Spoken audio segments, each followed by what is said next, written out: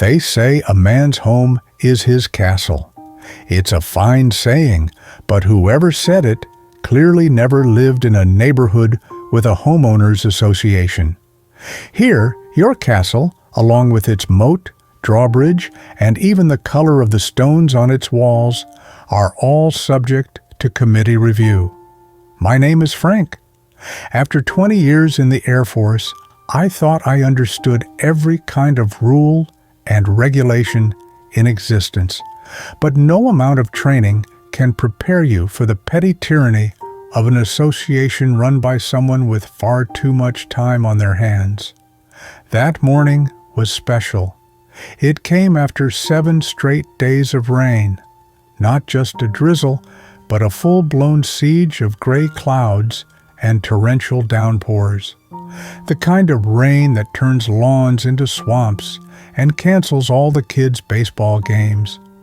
This morning, the sun had finally broken through that defense. The sunlight felt like a forgotten luxury, and the air carried the scent of damp earth and new beginnings. My plan was simple.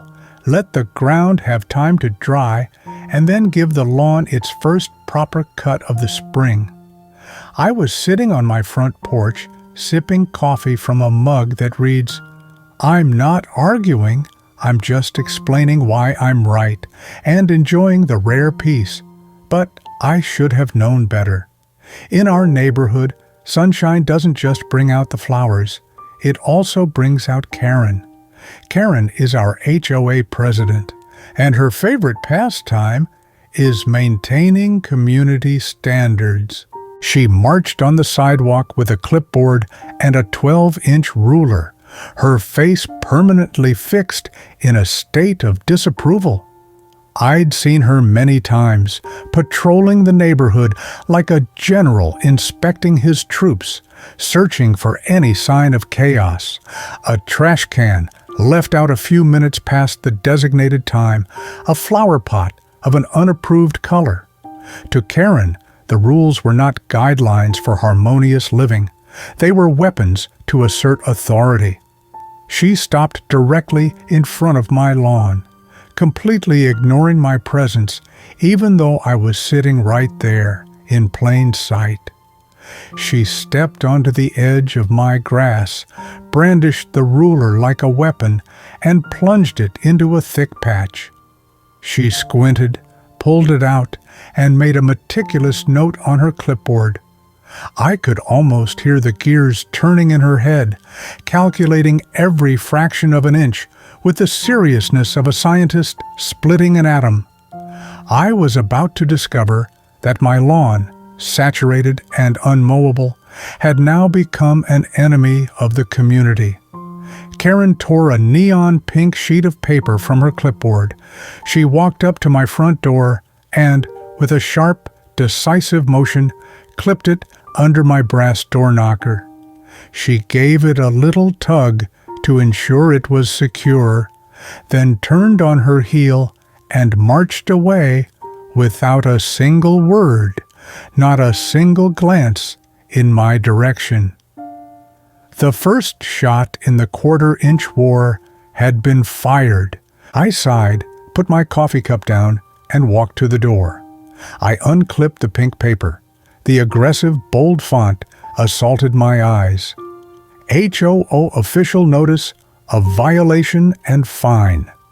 I already knew what it would say, but its absurdity still managed to surprise me.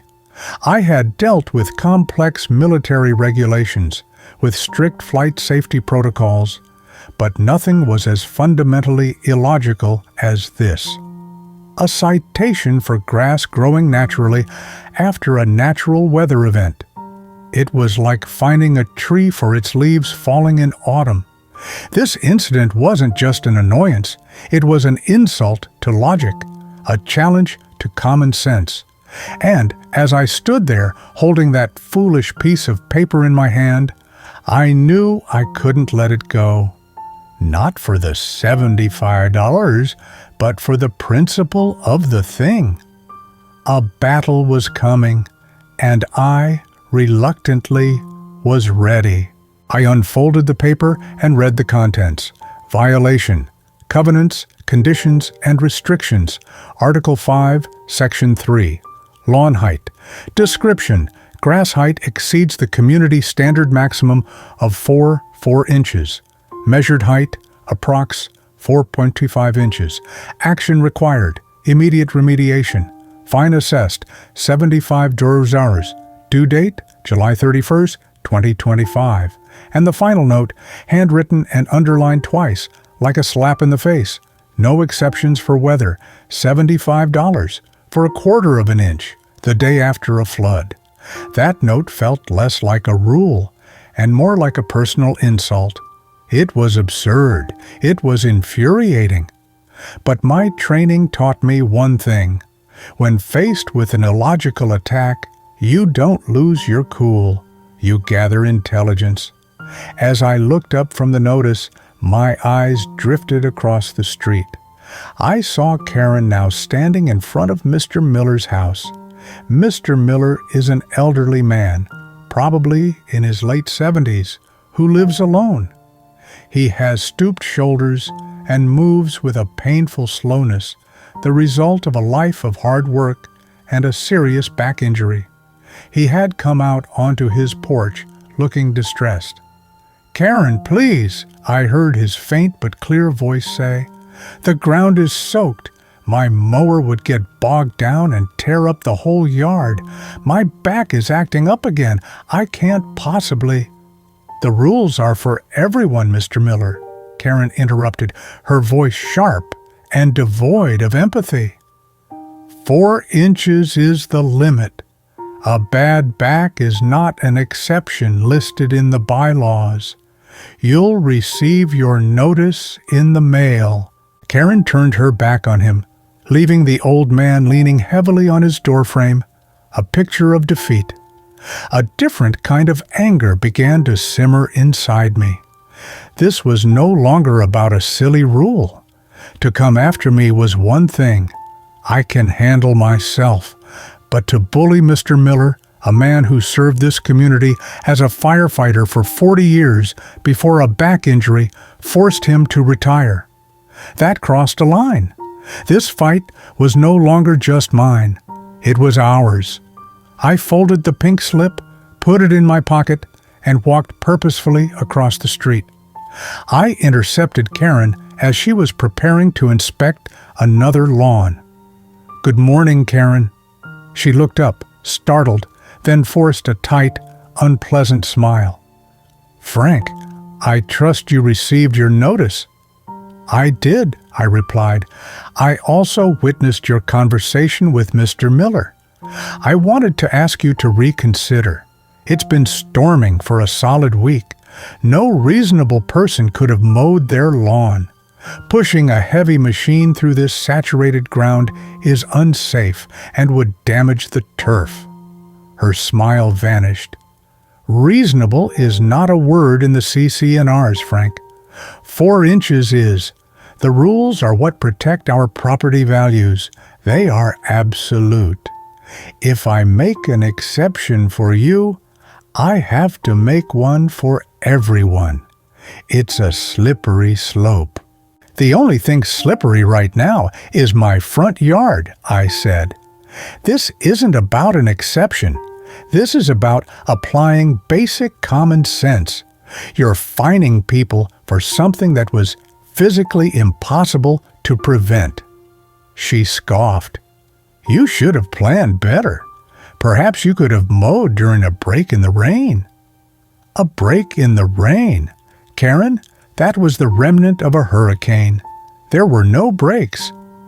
"That's your problem. The fine stands. Pay it by the 30th to avoid late fees.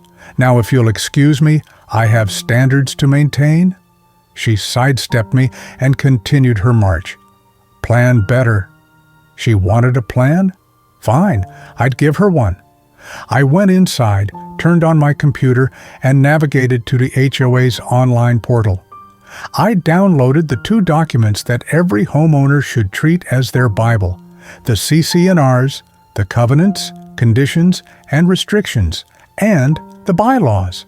I printed both, It was time to do my homework. I sat at my desk, the documents spread out, along with a yellow highlighter. I read intently, my finger tracing the lines of text. I highlighted a passage, then another. A small, knowing smile began to form on my face. The monthly HOA meeting was usually a tedious affair, mostly spent debating the color of mulch for the flower beds or the schedule for the community pool. Tonight, however, had a special place on the agenda. The drab community hall, with its fluorescent lighting and water-stained ceiling tiles, felt unusually tense. About 15 residents were scattered on the folding chairs. At the front, a long table was set up. Karen sat in the center, flanked by 2 other board members, a nervous-looking man who was the treasurer, and a woman who looked profoundly bored. Mr. Miller and I sat together. I had spent the afternoon talking with him, explaining what I had found and what my plan was. For the first time all day, I saw a spark of hope in his eyes. Karen rapped her small wooden gavel on the table. All right, let's move on to item 4, homeowner appeals. We have 2 appeals tonight regarding fines for lawn height violations issued on July 10th from Frank Peterson at 124 Oak Street and George Miller at 127 Oak Street. She looked out at the residents, a smugness settling over her. This is a very straightforward case. The rule in our governing documents is clear. Grass shall not exceed 4 inches. Inspections were conducted, and both properties were found to be in violation. The fines were issued accordingly. A very simple, open and shut case. Does the board have any questions? The other 2 members passively shook their heads. Karen looked ready to move on, closing the matter swiftly. Madam President, I have a question, I said, raising my hand calmly. Karen sighed dramatically, as if I were terribly inconveniencing her. Yes, Frank. I would like to address the board regarding the appeal. You have 3 minutes. I stood up. I wasn't holding the pink violation slip. Instead, I held my highlighted copies of the HOA bylaws and CC&Rs. Mr. Miller watched me, a hopeful look on his face. Thank you. Before I present my case, I have a few procedural questions for the board. Just for the record, I began. Karen, could you please confirm the date and time the inspections were conducted? Karen flipped through her notes. July 10th, approximately 9 a.m. And that was the first morning with no rain after 7 consecutive days of storms, correct? The weather is irrelevant, she said, her voice impatient. Yes. Thank you. And could you describe the exact process for issuing this fine? You observed the violation and immediately issued a notice of fine? Yes, that is the process. We observe, we document, we enforce. It's efficient. Very efficient, I repeated. One last question. On the morning of July 10th, how many other homes did you inspect and fine for this specific violation? There was a short pause. Karen's confidence wavered for a split second. I don't have the exact number in front of me. I focused on the properties that looked the most overgrown, specifically yours and Mr. Miller's. I see. So, not everyone was inspected, only those you personally deemed overgrown. Thank you. That's all the questions I have. I paused, letting her answer hang in the air of the room. Now, I would like to present my appeal. I placed the documents on a small lectern. The trap had been set. Now it was time to spring it. Karen thought her weapon was the rulebook. She never imagined that I had read it too. Good evening, I began, my voice steady and clear, addressing the entire board and the residents present. My neighbor, Mr. Miller, and I are appealing these fines on 3 specific grounds. The first is procedural error. I held up the highlighted bylaws. Karen just described the enforcement process as observe and fine. However, that is not the process our own bylaws legally require. I would like to direct the board's attention to Article 7, Section B of our own governing bylaws. I paused, allowing the other board members time to flip to that page in their copies. The nervous-looking treasurer began flipping through the pages frantically. I continued, it states, and I quote, "Upon observing a correctable violation, the homeowner shall be issued a written notice to cure and shall be provided a period of no less than 10 days to remedy the violation. A monetary fine may only be levied if the violation persists after this cure period has expired." A murmur went through the room. Neither Mr. Miller nor I were ever given a notice to cure, I said loudly and clearly. We were never given our contractually obligated 10 days to resolve the issue. We were simply fined. The HOA in this action violated its own mandatory procedures. Therefore, these fines are invalid. Karen was speechless. Her face was beginning to turn a deep shade of red. My second point, I continued, not giving her a chance to interrupt, is the legal principle of reasonableness. State laws governing HOAs generally require them to enforce their rules reasonably. Fining a resident for not performing a task made impossible by an act of God, in this case, a week-long storm, is the very definition of unreasonable enforcement. It serves no purpose other than to be punitive. And that brings me to my third and final point, selective enforcement. I pulled out my smartphone. Karen stated that she only inspected homes that looked the most overgrown. This is the textbook definition of selective enforcement. A rule must be applied to everyone, or it is legally unenforceable. Out of curiosity, I took a walk this morning. I have time-stamped photos on my phone of 6 other properties in this neighborhood, with grass clearly exceeding the 4-inch limit. Interestingly, one of those properties happens to belong to our board's treasurer right here. I turned the phone screen towards the board. The treasurer shrank in his seat, avoiding everyone's eyes. I didn't linger on it, but the point had been made. Only Mr. Miller and I received citations. This is not about maintaining standards. This is about targeting specific residents. Not only is selective enforcement improper, but it also exposes this HOA to significant legal liability. I am sure none of us want our HOA dues to go towards paying lawyers because the board failed to follow its own rules and the law. I finished and sat down. The silence in the room was deafening. Karen's entire case, built on the foundation of rules are rules, had just crumbled under the weight of the very rules she claimed to be upholding. The secretary, the woman who had looked so bored at the beginning, was the first to speak, her voice now sharp and alert. "Mr. Peterson is correct.